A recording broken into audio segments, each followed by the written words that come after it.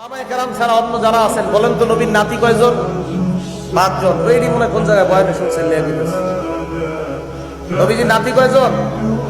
5 জন। 5 জন।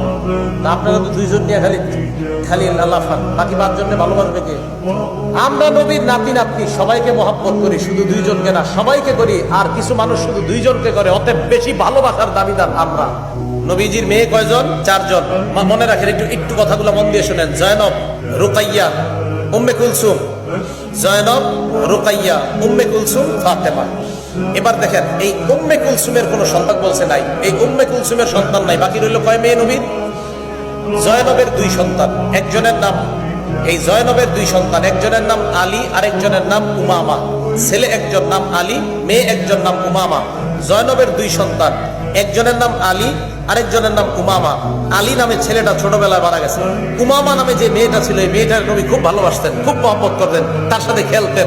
নামাজে গেলে নবীজির কাঁধে উঠতো এই মেয়েটা, নাতনিটা। আর দেখেন কত মহব্বতের একজন নাতনি, যার নাম আপনারা জানেন না, অথচ আপনারা লাফান খালি 2 জন। তাহলে নবীজির 2 জন নাতি, একজন নাতি আর একজন নাতনি পাইলাম।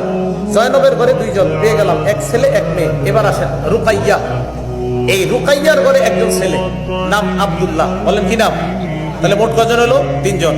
ফাতেমা রাদিয়াল্লাহু তাআলা আনহার সন্তান আপনারা সারা জীবন জানেন 2 জন, জন্মের পর থেকে 2 জন। মনে হয় মায়ের পেটেও শুনিয়েছেন যে হাসান আর হুসাইন। হযরত ফাতেমা রাদিয়াল্লাহু তাআলা আনহার সন্তান 5 জন। বলেন কয়জন? 5 জন। বলেন হাসান, বলেন হুসাইন, মুহসিন, জয়নব, উম্মে কুলসুম। ওই 2 বোনের নামে নাম রাখছে, নিজের 2 মেয়ের নাম। হযরত ফাতেমা তার 2 বোনের নামে নিজের মেয়ের নাম রাখছে।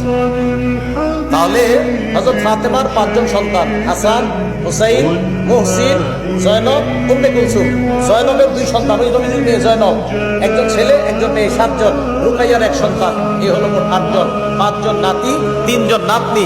আমরা নবীর নাতি নাতনি সবাইকে মহব্বত করি, শুধু 2 জনকে না। একদল মানুষ শুধু 2 জনকে মহব্বত করে, আমরা সবাইকে মহব্বত করি। অতএব ভালোবাসার বেশির দাবিদার আমরা, তারা না। কথা মনে থাকবে তো?